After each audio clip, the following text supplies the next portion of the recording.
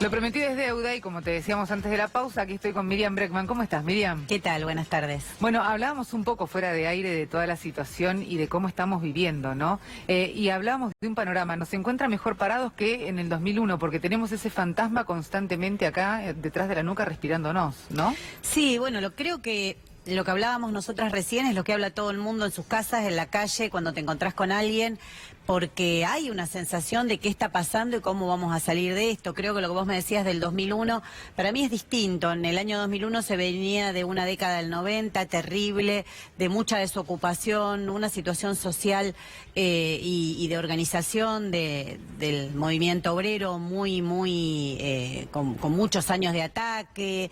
Creo que en este momento hay otra situación porque en los últimos meses, te podría decir más específicamente, se ha visto incluso surgir un nuevo movimiento de jóvenes. Primero se expresó alrededor de la demanda del derecho al aborto legal, seguro y gratuito, ahora con las demandas universitarias.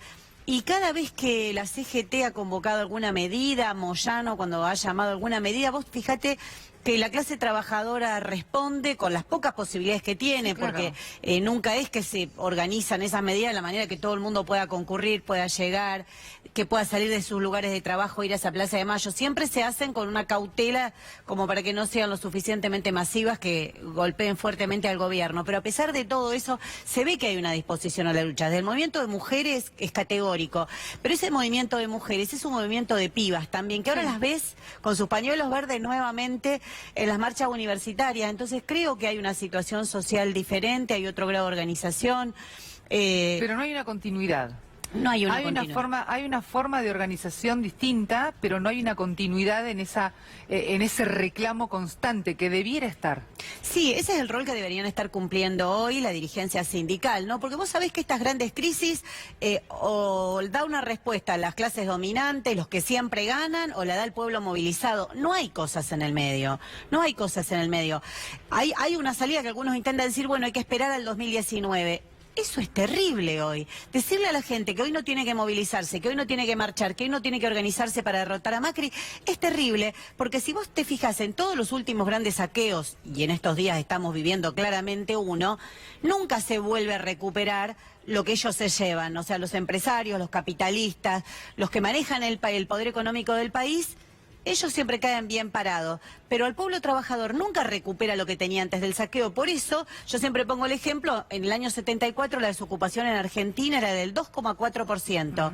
Nunca más se volvió a eso, nunca más. Te roban todo, después puede venir algún gobierno que te devuelva algo, pero nunca recuperás las condiciones, nunca se volvió a las mismas condiciones de convenio colectivo que había en ese momento, nunca se volvió absolutamente... Siempre pierde el laburante. Siempre pierde, y después a lo sumo te devuelven algo. Entonces la pelea es hoy, la lucha es ahora. No hay que decir hay 2019, hay que decir hay 2018, es un saqueo y tenemos que ahora ver cómo la respuesta no la dan ellos. El golpe de estos días fue terrible, la devaluación del salario que tuvimos estos días es feroz y eso que todavía no se terminó de trasladar a precios y demás, que es todo lo que se preanuncia para los próximos días, incluso se preanuncian más despidos, el Estado anuncia que va a hacer más despidos en los próximos días, ya hay casi un rumor muy fuerte de que podrían existir 10.000 despidos en estatales, eso es terrible. Entonces, ¿pero de dónde?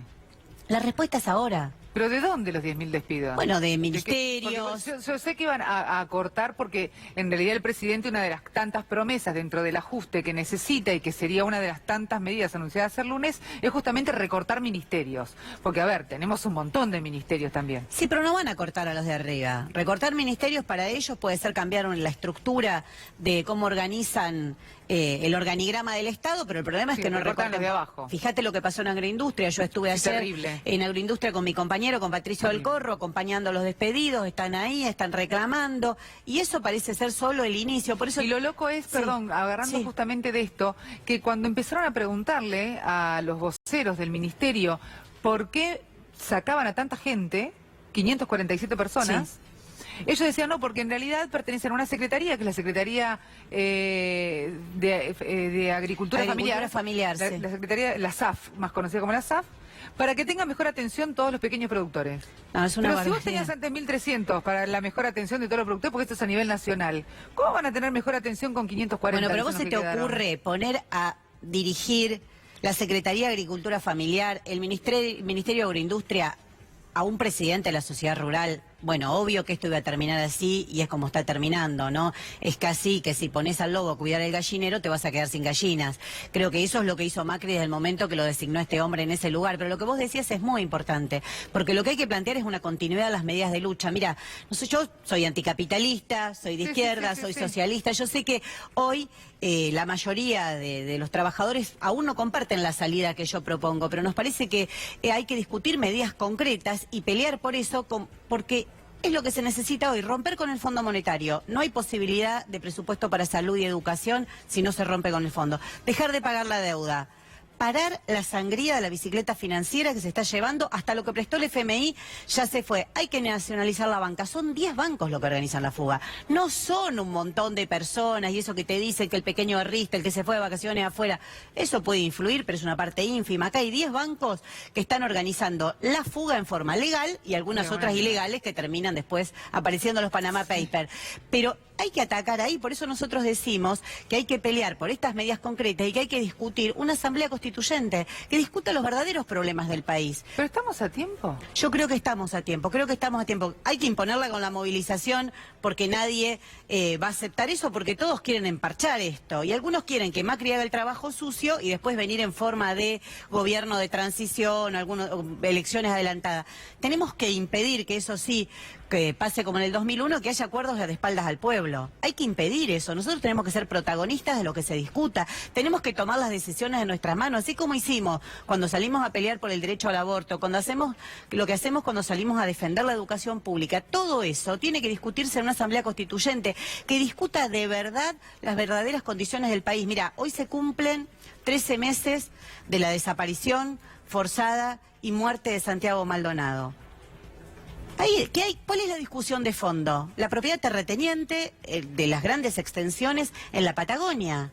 Eso es lo que hay que discutir. Esa es la discusión de fondo. Eso es lo que fue a imponer a sangre y fuego Patricia Bullrich y Pablo Nochetti, su secretario, cuando organizan esa terrible represión en la que asesinan a Santiago. Entonces creo que hay que discutir esas cosas de fondo. Si no, todo lo demás es cíclico, porque vuelve a repetirse la historia.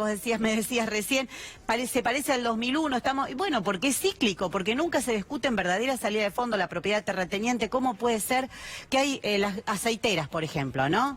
Sí. Están ganando estos días como nunca. Fíjate, para ellos, $1 de 40 casi, lo que significa los salarios que le están pagando a sus trabajadores. Ellos así hicieron negocios con $1. Es un negreo constante. Claro, y siguen pagando los salarios en pesos. No es que el salario lo actualizan. Entonces, creo que hay que discutir el valor de salario, hay que discutir medidas elementales, hay que prohibir los despidos, pero hay que empezar a discutir medidas de fondo. No puede ser que una empresa cierre y deja a todo el mundo en la calle como pasaba el 2001. Hay que empezar a discutir. Hay varias. Bueno, eso... Hay varias. Pero hay tenemos varias gente que lo primero que hace es llegar al lugar donde cerró la empresa, él mismo la cerró, y cuando llega encuentra la empresa vacía porque la saquearon porque el dueño se fue. Sí, y bueno, creo que eso hay una experiencia del 2001 que debemos tomar, que es la experiencia de las fábricas recuperadas, de que toda fábrica que cierre o despida se tiene que poner a producir, no se puede. ¿Qué, Miriam? Porque bueno, es una enorme pelea. Claro, yo te entiendo eso y te banco en el discurso. Ahora, en los papeles concretos, ¿con qué te pones a producir si en realidad vos no sos parte de la competencia?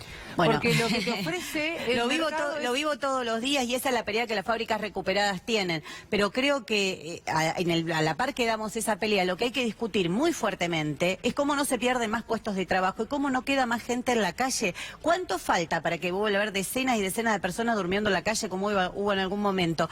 Pero ya la hay y ves que cada día se acrecienta más. Entonces, por eso te digo, o la salida la dan los de arriba o la dan los de abajo. No hay muchas posibilidades. Es muy grande la crisis como para decir que podemos esperar y vemos que votamos y siguen las roscas electorales para ver cómo se plantean mejor para el 2019. Hay que dar una respuesta ahora. Hay que discutirle, por eso nosotros proponemos eso, para discutir de fondo qué está pasando en el país, discutir en serio cómo se preserva el salario, cómo se preservan los trabajadores, cómo se preservan los jubilados, los que hoy cobran asignaciones sociales. Es terrible. ¿Te imaginas una asignación de 1.600 pesos? ¿Qué significa hoy para una mamá que cobra eso por un hijo? Recién estaba comentando en la mesa anterior que en provincia de Buenos Aires se habían dado, obviamente, Vidal le pidió a la CUNSA que empiece a sacar dinero destinada a diferentes cosas, por ejemplo, entre ellas a la obra pública. Entonces así ayuda a comedores y a la gente que menos tiene, porque verdaderamente lo que ve Vidal es que le están pasando mal.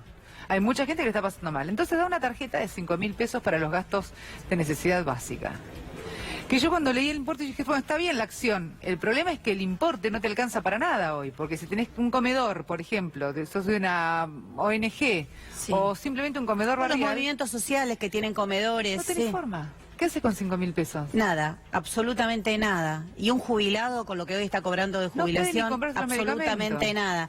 Entonces me parece que hay que discutir las medidas de fondo y hay que discutir un plan de lucha en serio, porque así arrancaba nuestra charla, no con medidas aisladas, con un paro que más que un paro es un feriado. Lo que propone la CGT es que a los feriados del calendario le agreguemos uno. El 25 de septiembre. El 25 de septiembre, que nos quedemos en casa mirando la tele. Bueno, eso no es un paro. Lo que se necesita es verdaderamente un paro activo, con piquetes en todo el país, con movilizaciones. Hay que derrotar a Macri, no queda otra. Si gana él y gana su plan... a Macri, vamos a suponer que Argentina derrota a Macri. Los argentinos derrotamos a Macri. ¿Qué pasa? Bueno, yo tengo una salida, por eso te digo, yo peleo todos los días porque gobierno los trabajadores en un gobierno de ruptura con el capitalismo. Como sé que toda la población hoy o que la clase trabajadora no comparte esta salida, nosotros proponemos una asamblea constituyente, pero que sea libre y soberana, para que se pueda discutir libremente todo esto, los acuerdos con el imperialismo, el saqueo, la dependencia. Si no terminamos con eso, vamos a volver a caer en lo mismo. Está bien, pero vamos no tenemos a nadie ya. Lo tenemos que construir, lo tenemos que construir movilizados todos. Mira, y si no, la salida la van a dar ellos. Es terrible, pero es así, pero si vos mirás la historia argentina, es así. Es así, se vuelve a repetir esto que te decía antes, que se llevan todo, después a lo sumo te devuelven un poquito. Pero nunca se vuelven a las condiciones anteriores del saqueo. Nunca, vos viste que se revirtieran todas las privatizaciones, vos viste que se recuperaran los puestos de trabajo, los YPFianos, por ejemplo, trabajadores de las grandes empresas que quedaron en la calle, quedaron peleando por años. ¿Y por qué todo eso no se puede volver a producir? ¿Por qué no se pueden nacionalizar de nuevo los recursos estratégicos y poner el gas, la energía, todo a producir en el país? Y podría solucionar, obviamente, el problema de las fábricas recuperadas que tienen hoy es el valor de las tarifas. Sí, claro. Bueno, entre otros, con ¿no? Empresas de energía nacionalizadas y puestas bajo control de sus trabajadores, eso se soluciona en un momento, pero vos empezarías a pensar un país absolutamente al revés, un país que piensa en las necesidades básicas de la gente y no de los empresarios, que además siempre nos piden que los tenemos que comprender. Cuando el dólar está caro porque está caro, cuando está barato porque está barato, siempre ganan y siempre el ajuste que hacen es sobre los trabajadores. Entonces me parece que de una vez por todas hay que tomarse el tiempo suficiente para debatir, para no decir que hay salidas fáciles, porque ya nadie puede creer que con el nivel de crisis que estamos hay una salida que sea fácil. Vamos a tener que pelear para que la salida la podamos dar nosotros y no los de arriba.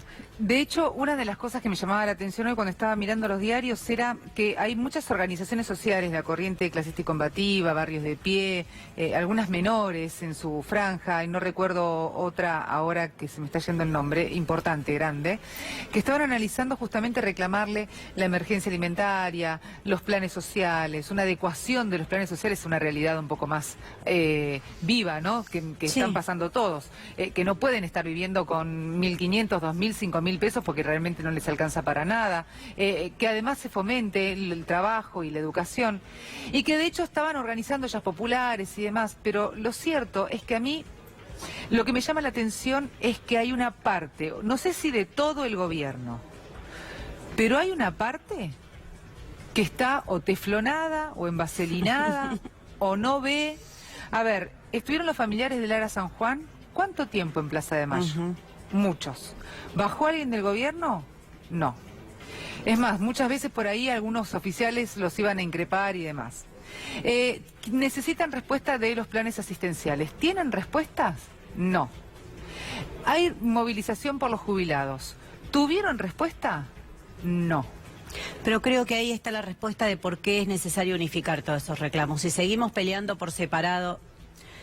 Va a seguir ganando el gobierno. La clave es unificarlo, que el paro sea un paro activo, que sea de 36 horas, que se pueda salir de los lugares de trabajo, que se marche a Plaza de Mayo, que sea verdaderamente... Que en vez de 24 hacer 36 es mucho más fuerte y con medidas en la calle y con piquetes y con todo lo que sea necesario. Hay que empezar a discutir cómo se lo derrota. Ya no podemos seguir discutiendo cómo lo convencés, porque es como decís vos, es un gobierno que está muy jugado en el saqueo que vino a llevar adelante. CGT.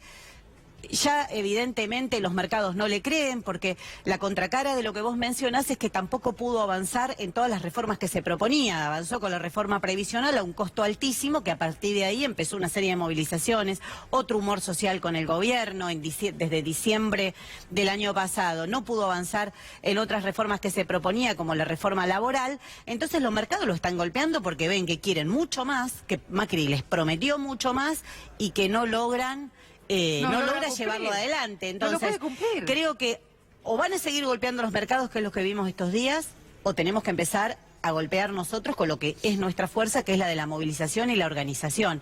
Me parece que ahí está la clave. No más medidas aisladas, no más despedidos que luchan por un lado. A veces me pasa, voy a una movilización a un lado, al rato voy a otra, al rato voy a otro, y yo digo, ¿y por qué todo esto no se transforma en una gran fuerza, como hicimos las mujeres? Porque ¿no quieren?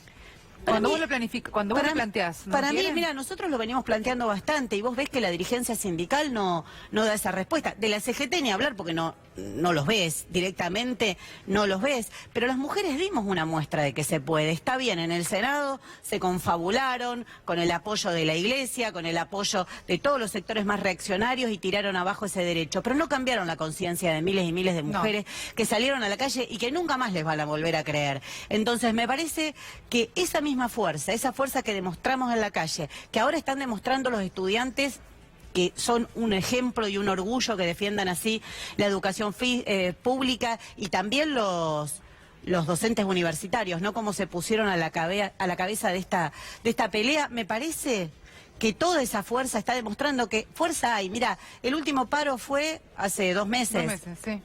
Fue enorme. Sí. Con todo lo que implica parar, con la amenaza que hacen las empresas. Fue enorme, pero la CGT no lo usa eso para cambiar la relación de fuerzas con el gobierno. No lo usa para eso. Lo hacen como paros para descomprimir, para que se para que las bases se queden tranquilas. Exactamente. Y bueno, pero basta de eso. Eso es lo que hay que empezar a discutir. Entonces, todos los que dicen que son opositores... Pues a ver, el mensaje sería, muchachos, no respeten lo que dice la clase dirigente, sino que levanten las bases y empiecen a hacer lo que a ustedes les parece como laburantes. No queda otra, no queda otra. Y todo el que te diga que tenés que esperar... Empezá a mirar raro, porque si seguimos esperando, ¿cuánto que vamos a esperar a qué? ¿A que el dólar valga 100 pesos y los salarios? ¿Y el lunes a vos qué te parece? ¿Que va a haber medidas buenas para la gente? ¿Que va a venir una modificación del plan económico y político? Más allá de estas figuras que se creen que se van a cambiar, van a salirse de cuadro y demás, que en realidad tampoco es lo que necesita el laburante que se levanta a las 6 de la mañana para crear esta Argentina día a día. No es lo que necesita a cambio de economía, la verdad, ministro de Economía... Más fangulo, le da igual en realidad. Lo cierto es, ¿te parece que va a haber alguna cosa diferente en el discurso el lunes? No creo que cambie la orientación social de este gobierno. Para mí la orientación social de este gobierno es muy clara. Vinieron a llevar adelante un saqueo, y con todo lo que están haciendo, con todas las vicisitudes que están pasando, siguen adelante en su plan. A veces retroceden un poquito, como retrocedieron después de diciembre, que pensaban meter enseguida la reforma laboral y no pudieron. Porque salimos a la calle, porque los enfrentamos, pero no creo. Y otro elemento que me olvidaba y es muy importante, están discutiendo a espaldas nuevamente del pueblo el presupuesto con los gobernadores. Sí, claro. Y el PJ una vez más se está prestando para eso. Entonces me parece muy importante... ¿El PJ solo? Bueno... ¿Quién más decís? ¿El radicalismo? Bueno, el radicalismo es parte del gobierno, el radicalismo ya es parte del gobierno, además el radicalismo con el peso que tienen las universidades, la verdad es que nuevamente van a quedar en la historia, ¿no? Y no por algo bueno, pero creo que ahí hay una discusión muy importante que no hay que perder de vista, que están discutiendo un presupuesto de ajuste brutal, porque es lo que Macri le prometió al Fondo Monetario: mandame más plata, adelantame dinero, a cambio de que profundice el ajuste, y se compromete a un déficit que la única manera de cumplir es con cientos de despidos. Entonces, porque no le van a achicar los pagos de la deuda. Hay una manera de solucionarlo, que es no pagar la deuda. Hay una manera. Pero no es lo que Macri va a hacer. Por eso te digo que no creo que este gobierno cambie en lo fundamental la orientación social. El tema del presupuesto, muchos sostienen que en realidad este es el momento para que los gobernadores se pongan en la vereda o de la oposición o que se queden con el oficialismo. Yo tengo la teoría de que en realidad ningún gobernador va a tomar una decisión con este presupuesto, porque en realidad los gobernadores necesitan la plata de la nación también. Entonces, muchos, como Urtubey, por ejemplo, en Salta, en Misiones, que dijeron, bueno, nosotros vamos a apoyar el ajuste que necesita el gobierno, más allá de que no podemos sacarle a la provincia aquellas cosas que no gastamos. Entonces vamos a aportar lo que gastamos, lo que no gastamos es imposible. ¿Vos considerás que los gobernadores en la votación y discusión del presupuesto van a tomar una medida donde van a quedar separados o van a continuar con mi teoría, por ejemplo? Mira, si continúa como hasta ahora, y tengo que mirar lo que han hecho desde que asumió Macri hasta ahora, vienen siguiendo el plan a rajatabla.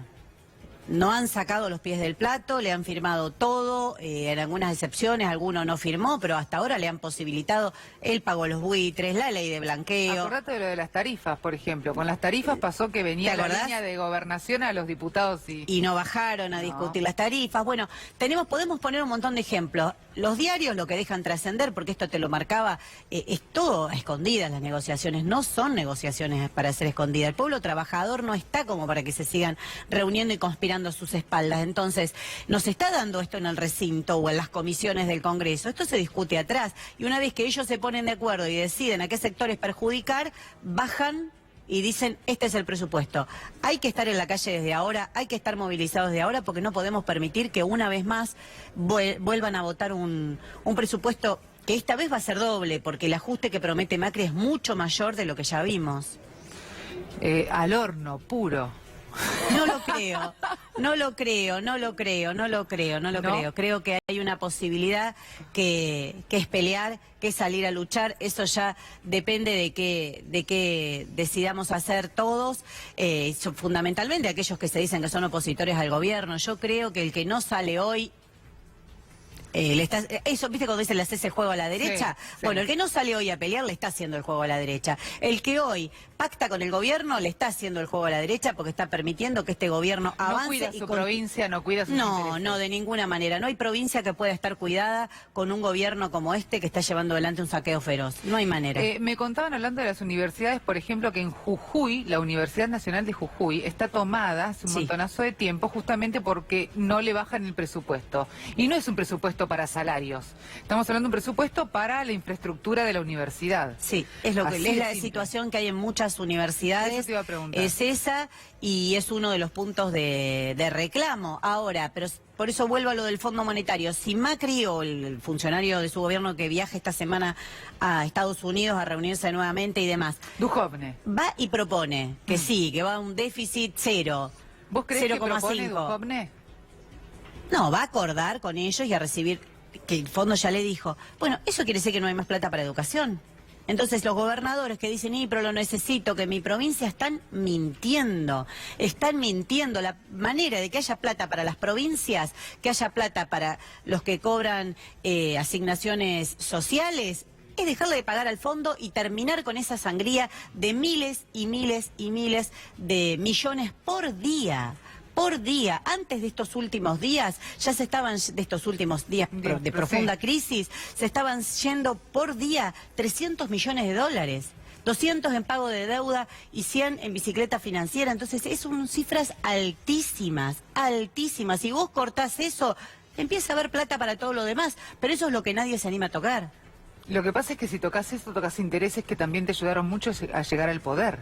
Exactamente, gobierno, y bueno, ¿no? Eso es así. Bueno, eso es así. Pero así, muchos sostenían, y de hecho hoy lo hablábamos en la mesa, que he escuchado de diferentes lugares, tanto de colegas como de analistas políticos, que en realidad esta corrida de jueves y viernes, de mucha gente comprando, y sobre todo el jueves, que fue feroz, que eran en realidad una corrida de empresarios y amigos del poder, en donde, bueno, funcionaron dentro del esquema de una forma hasta un momento. Sí. Aparecieron en los cuadernos, por ejemplo, algunos de los funcionarios, que son sobre todo los que están conectados en la obra pública, y a partir de ahí le dijeron al gobierno, bueno, nosotros ahora vamos a facturar. Pero algunos cercanos al gobierno han dicho que estaba JP Morgan. Pero eso fue la corrida anterior. No, en la de ahora también, el Deutsche Bank. Además, como te decía, la fuga se organiza centralmente en la corrida anterior estuvo desde la banca legal, se organiza desde la banca legal. No tenés que ir a mirar los cuadernos de Centeno para saber quién está fugando y llevándose bastante más que un PBI. Pues se están llevando más que un PBI, más que un PBI. Sí, sí. Eso está el agarrás los 10 principales bancos, 6 extranjeros, 4 nacionales, y vas a ver que de ahí se organiza la fuga. Los pagos de la deuda externa que producen esta sangría no es el pequeño ahorrista el que va a generar el problema del dólar. No es el pequeño ahorrista que capaz que cobró algo y compró unos dólares. Bueno, por eso siempre te ponen la mirada ahí, o el que se trajo la zapatilla de China.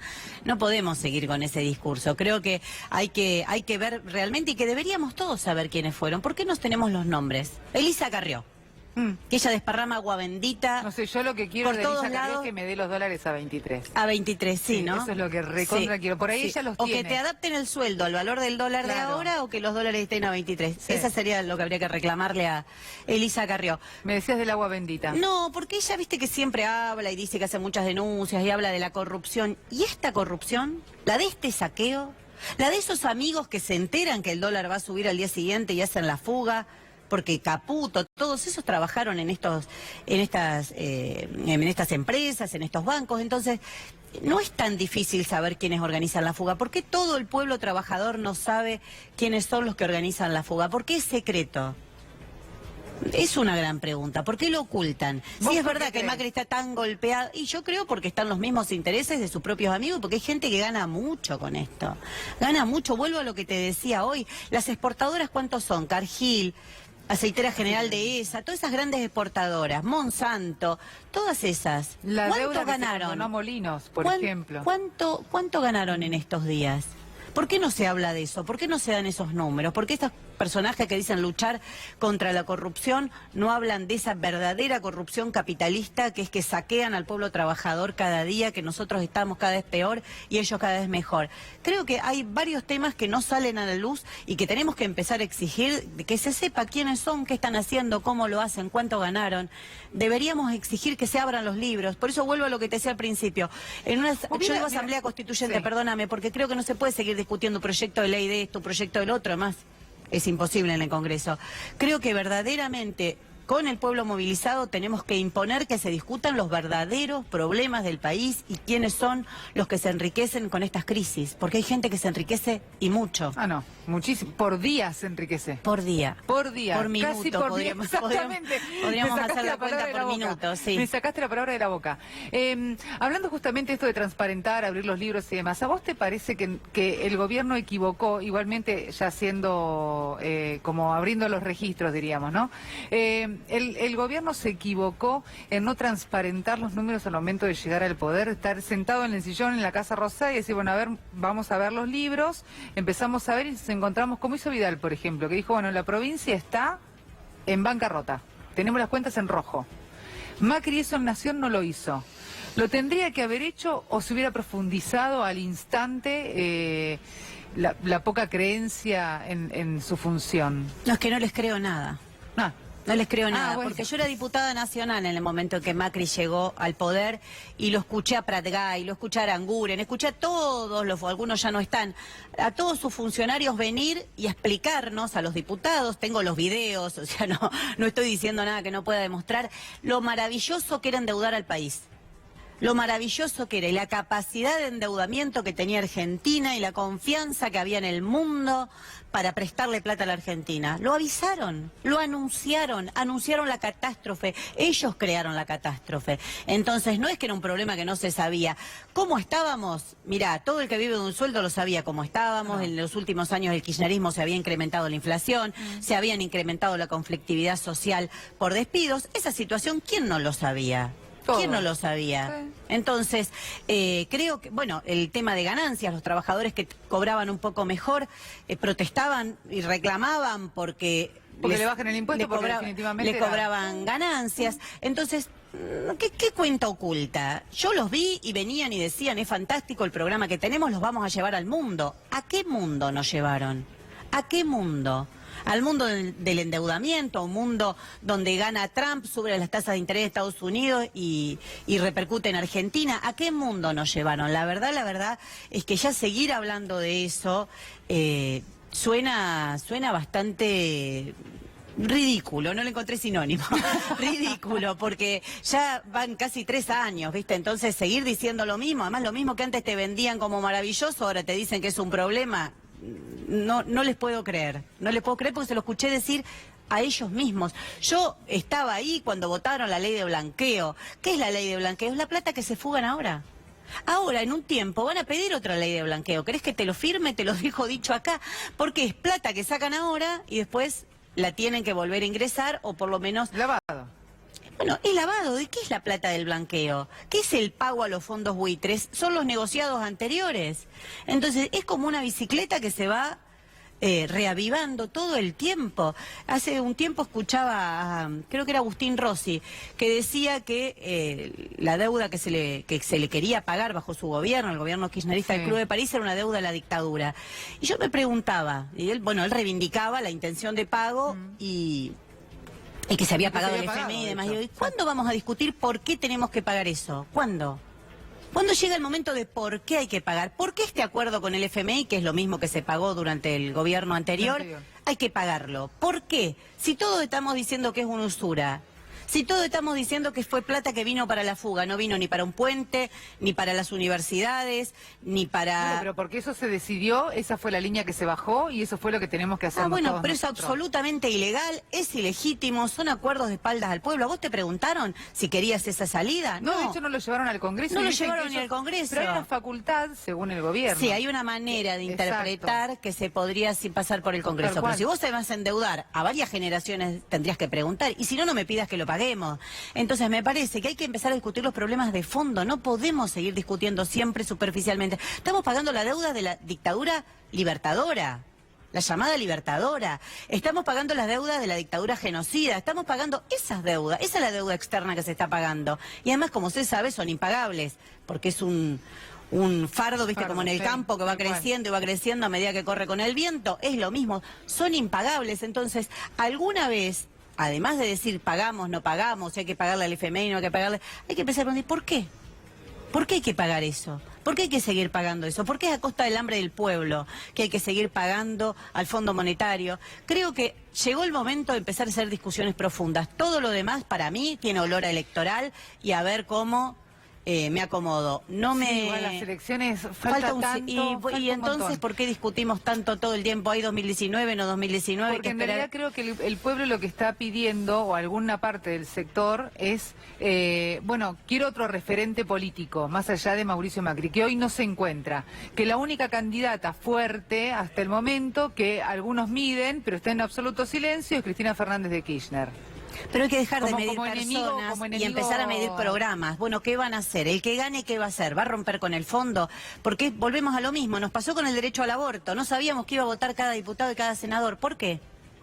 Porque hasta último momento está en negociación. Y está mal. Claro. En temas profundos deberíamos saber cuál es la postura de quien se vota. Yo quiero saber si los que se van a proponer de candidatos a presidentes, presidenta o lo que sea, para el año que viene, bueno, pero que desde ahora digan qué van a hacer con el fondo, qué van a hacer con la deuda, qué van a hacer con las jubilaciones, qué van a hacer con el sistema energético y el atado al valor del dólar.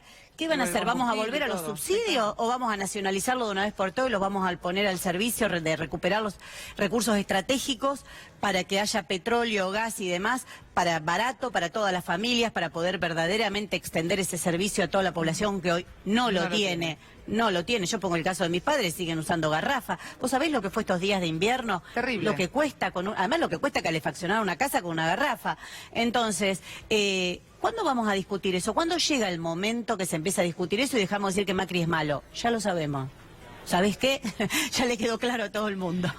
Miriam, muchísimas gracias. Gracias. Un placer. Hacemos una pausa. Luego de la pausa, Pablo va a estar con una mesa que es realmente, te podría decir que para todos los argentinos lamentable. Vamos a hablar con los papás de chicos discapacitados a los cuales el Estado los ha dejado 100% a la deriva. Pero después de la pausa.